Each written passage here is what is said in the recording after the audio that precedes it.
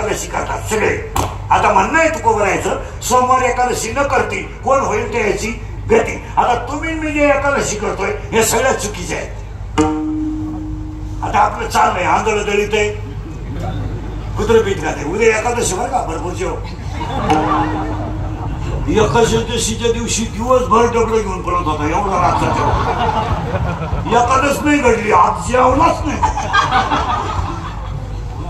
काय ए आपला नियम काय उद्या एकादशी ना बायको सुद्धा म्हणते चतकोर चपाती घ्या उद्या तुम्हाला एकादशी.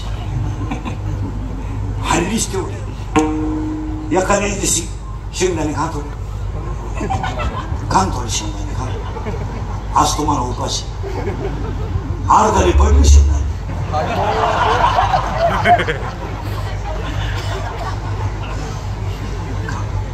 आणि द्वादशीच्या दिवशी 2-3 पैसे घ्या ना का काल तुम्हाला एकादशी.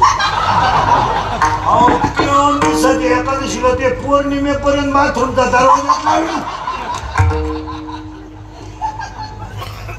एकादशीचा नियम आहे का सुंदर कथा सांगणार ना तुम्ही मला. एकादशीचा असं आहे दशमीला संध्याकाळी जेवावं. दशमीला एकादशीला निर्जला असावं. निर्जला म्हणजे काहीच खाऊ नये. आणि द्वादशीला सूर्य उदयापूर्वी पारण सोडावे. एकादशी पर्यंत किती झालं 3. दशमीला संध्याकाळ एकादश पटापट बोला ना पूर्ण. आणि उपास कधी सोडायचा द्वादशीला सकाळी. अंबरीश राजाने 1 वर्ष हे व्रत क्लिअर केल्यानंतर त्या व्रताची सांगता कार्तिक महिन्यात करायची. याच्यात अन्नदान केलं.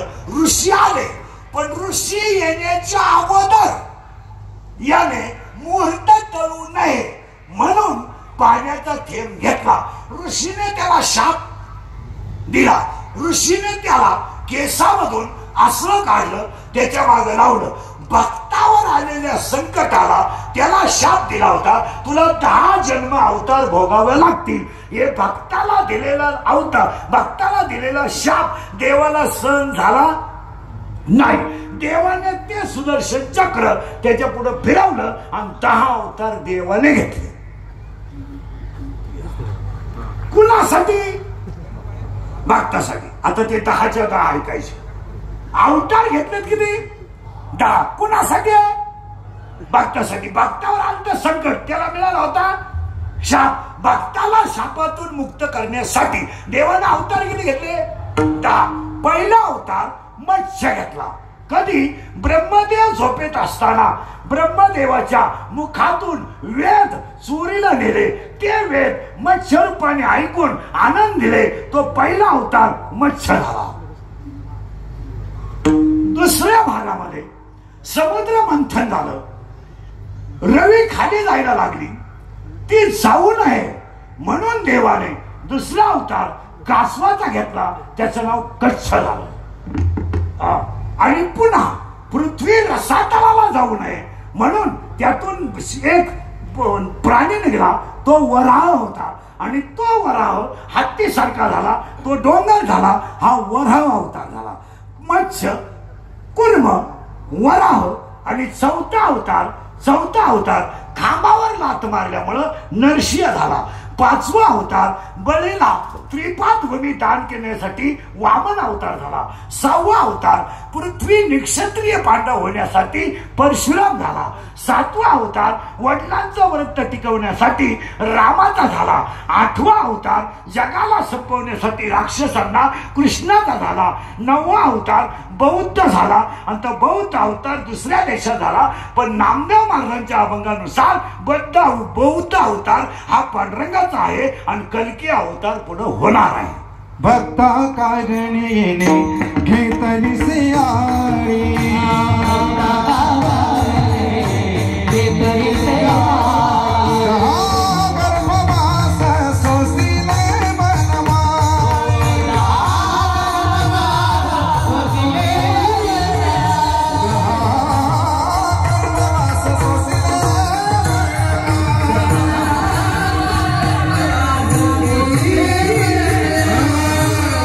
हृदयी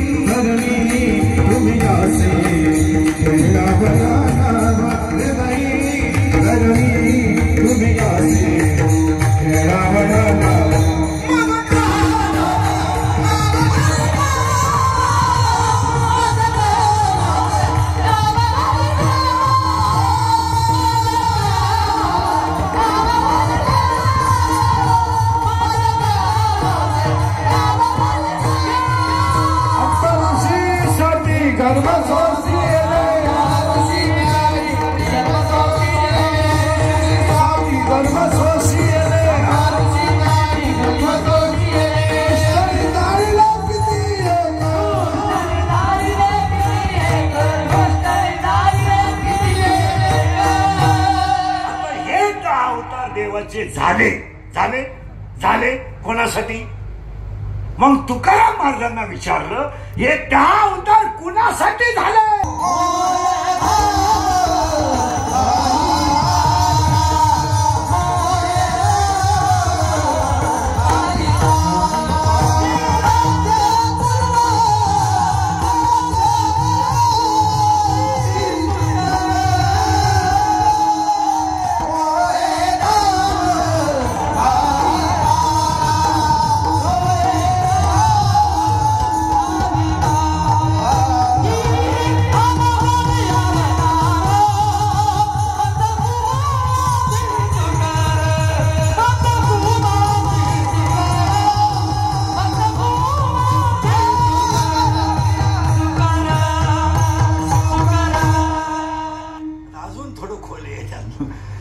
भक्तासाठी देवाने किती अवतार घेतले?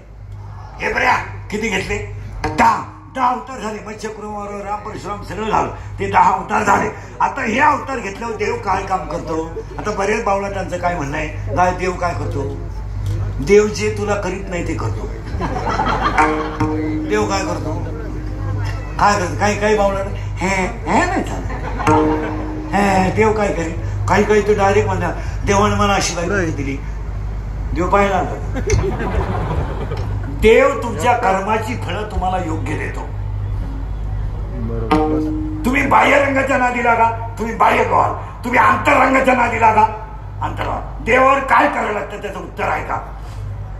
गायचं वासरू मेलं वासरू, गाय दूध देत नाही, मालकाचा आयड्या, वासरू फाडा, त्याच्यात भुसा भरा, गाय पडू उभं करा. गाई दणादण दूध देणार. पण बसलेल्या कोणत्याही माणसाला आपलं चॅलेंज आहे, हा प्रयोग तुम्ही गावरान गायला करा. होईल एका लाटात गडी घरातून तांब्या. हा प्रयोग फक्त एकाच आवला दिला चालतो.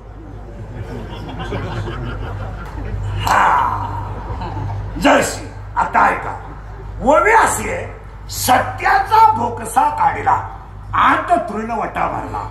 बस गायचं वासरू मेलं, त्याच्यात भुसा भरला आणि गायनं दूध दिलं. म्हणजे ते वासरू खरं नाही तरी गाय. मग ह्या जगात काहीच खरं नाही तरी आपण गुंतलोय. काही पोरं म्हणतात ती पोरगी माझ्यावर प्रेम करते. तुझ्या मेंदूत पाणी झालं, मेंदूत. ती प्रेम बिम काय करीत नाही, ती फक्त तुझं ATM मोकळं करते. हे प्रेम, जिव्हाळा, आत्मीयता, निष्ठा, समाजसेवा ही सगळी भामटी शब्द आहे. हे प्रेम, जिव्हाळा. आता गायचं वासरू ओरिजिनल जर असेल तर ते गायचं वासरू गायीला पेत असताना जर बाजूला करायचं ठरलं तर ते लवकर होत नाही. का? ते वासरू गायीशी अनन्य झालंय. अनन्य वासरू जसं गायीशी अनन्य झालंय तसं भक्त देवाशी अनन्य झाला की देव तसा अवतार घेतो. एकदम शेंबड पोरग, शेंबड प्युअर, कपचड्डी नाही, काही नाही, नाकात मेकडं, मोकार घाण, मागूनही भरेल पुढू नाही वळलं, मागूनही भरेल पुढू नाही वळलं, एकदम घाण, नागपुडीत मेकडं खातंय आणि रडतय. त्याची आई, ती आई माझं छकुलं, माझा सोन्या, माया वाघाचं पिलू. वाघ उतवणं पडला, येड्यावर पिऊन पडला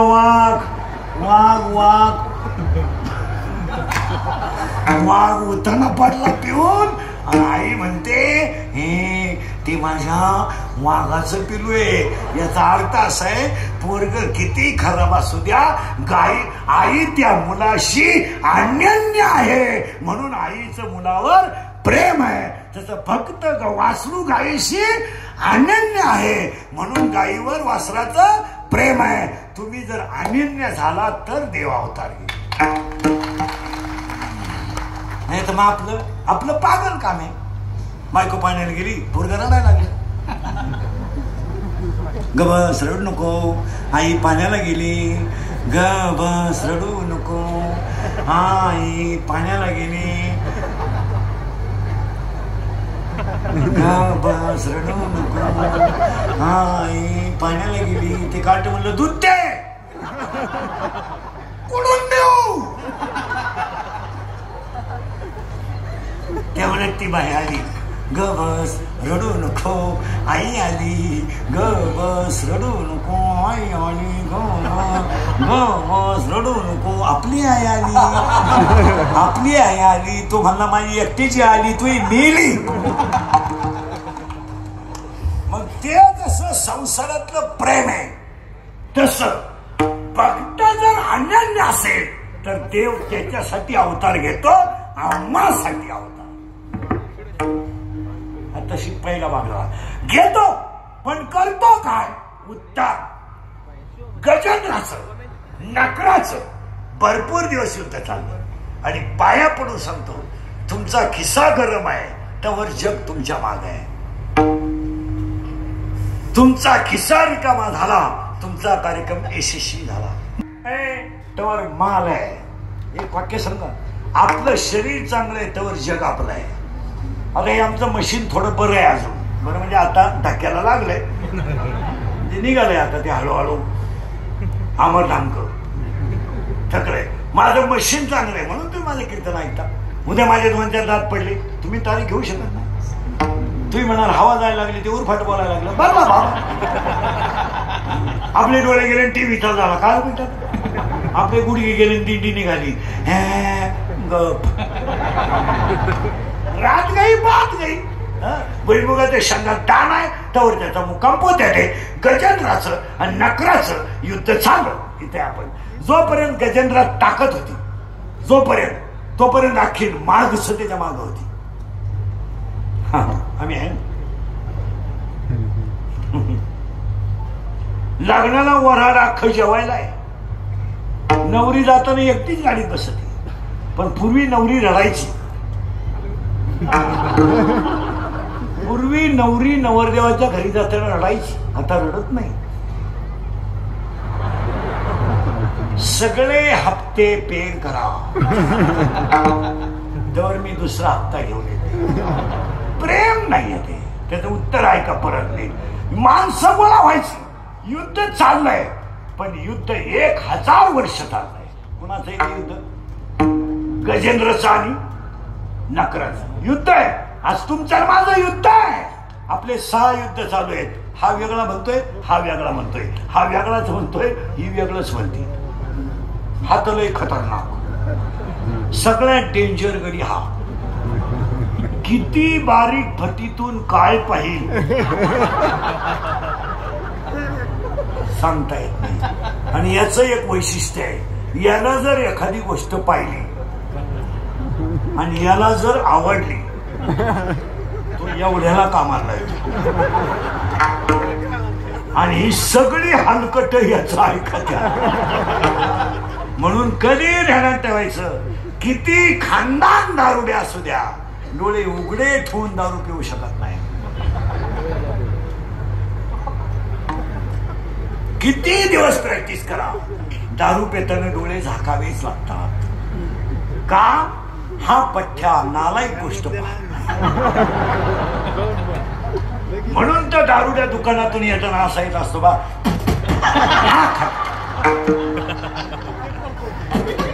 आणि मग त्याला फुट्याने ठेवले जातात. त्याला सायंटिफिक भाषेत चकना असे म्हणतात.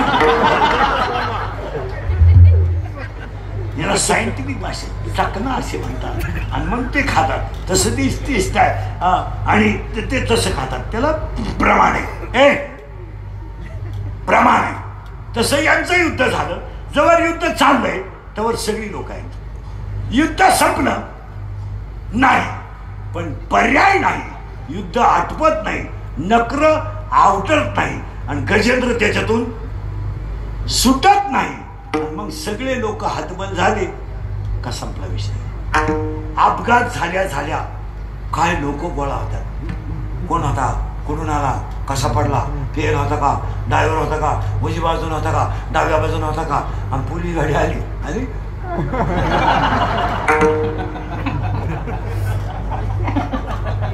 मुली गड्या त्याला का झालं करीन तो भरीन. आपल्याला कोणी हे लफडे करायला सांगितलं आणि अख्खी माहिती तोच काढतो. संकट आलं का जमत नाही. वा काही माणसं कसे म्हणतात वाघ माणसं खातो का. समोर जर आला ना घ म्हणतच नाही माणूस.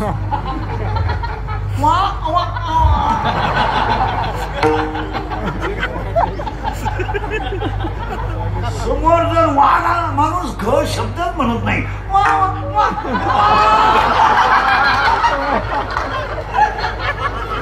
इकडे चालू इकडे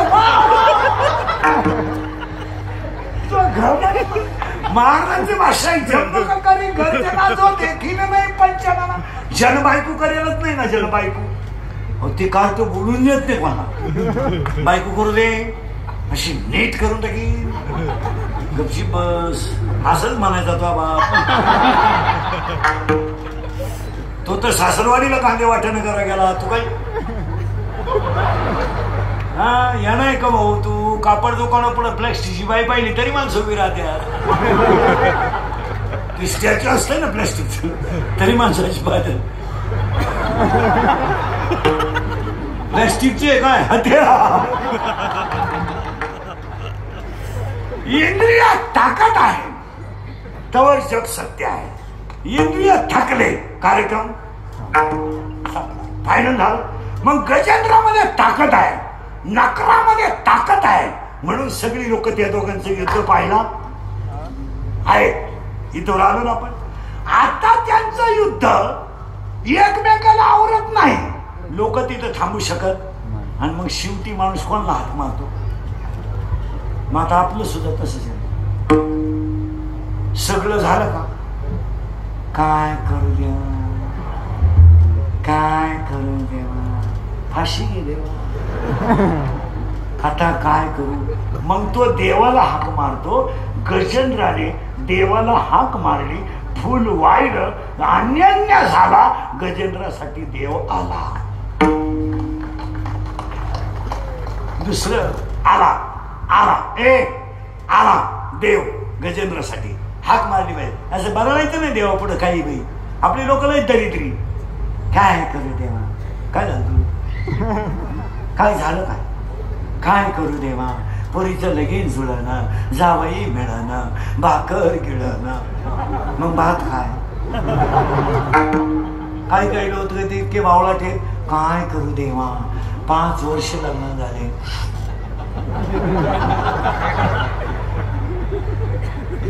देव म्हणले बुटानं हाणू तुला बायको मॅच द्यायची.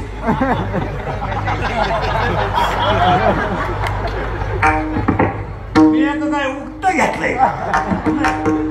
गजेंद्राचं आणि नकराचं युद्ध जोपर्यंत ताकद होती तोपर्यंत लोकांनी पाहिलं. ताकद संपलं गजेंद्राला देवाला हाक मारायची वेळ. कनवाळू कृपाळू भक्ताला दिनोही